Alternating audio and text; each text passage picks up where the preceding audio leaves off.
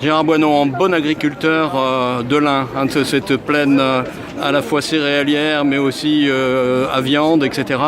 À Lyon, comme dans d'autres villes de France, ça sera le 19e samedi des Gilets jaunes demain. Comment est-ce qu'un agriculteur perçoit et comment est-ce que dans le monde agricole on perçoit cette situation? Alors, moi les Gilets jaunes, dans un premier temps, j'ai regardé ça de très loin. Et puis je me suis déplacé, parce que je suis quelqu'un de curieux, je me suis déplacé, je suis allé sur les ronds-points. Il y en avait dans l'Ain, là où vous étiez? Je suis allé à Villefranche-sur-Saône, parce que c'est là où c'était plus près de chez moi. Et je me suis mis à causer avec eux. Et je m'attendais à trouver des fachos. Et j'ai pas trouvé de fachos.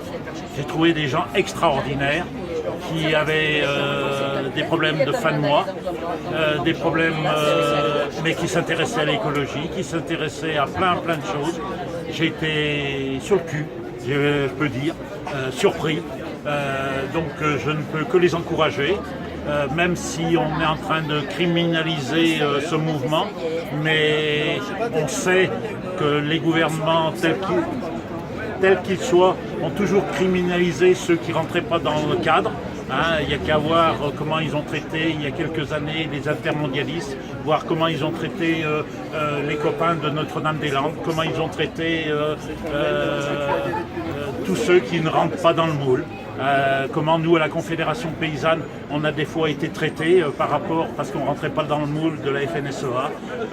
Donc moi ça ne me surprend pas qu'on est en train de criminaliser ce mouvement, mais de toute façon il ne sortira pas grandi, ça sera les Gilets jaunes qui gagneront. Alors ils gagneront peut-être pas immédiatement, mais sur du long terme je suis persuadé, et au niveau international on voit très bien comment c'est repris, puisque moi-même je suis au Conseil des droits de l'homme de l'ONU à Genève. Là, il y a déjà eu des déclarations qui ont été faites dans cette enceinte pour condamner la France. Donc, à un moment donné, ce pays qui se veut le pays des droits de l'homme, eh bien, pour moi, il est en train de faire complètement fausse route. Et à un moment donné, alors est-ce que ça sera une révolution qui va arriver? J'en sais rien. Comment ça va se passer par la suite? J'en sais rien. Mais il y a un peuple français qui donne beaucoup d'espoir. Est-ce que vous avez le sentiment que justement, ce qu'on en sent un petit peu, c'est que les gens qui ne parlaient pas se sont mis à parler, et puis qu'il y a des prises de conscience, y compris parmi ces gilets jaunes, qui s'opèrent? Ah ben complètement. Mais vous savez, des gens qui ont fait taire pendant des années et des années, ça ne veut pas dire qu'ils se taisent, mais ça ne veut pas dire qu'ils ne sont pas intelligents. Et qu'aujourd'hui,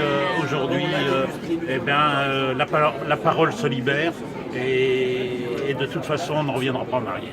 Quand on dit, on l'a dit beaucoup lors de la marche pour le climat, la semaine passée, quand on dit que la fin du monde et la fin du mois, ça a cause liée, vous en pensez quoi, vous, en tant qu'agriculteur? La fin du monde, c'est le changement climatique.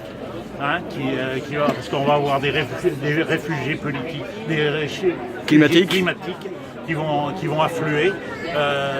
Donc ça c'est la première chose.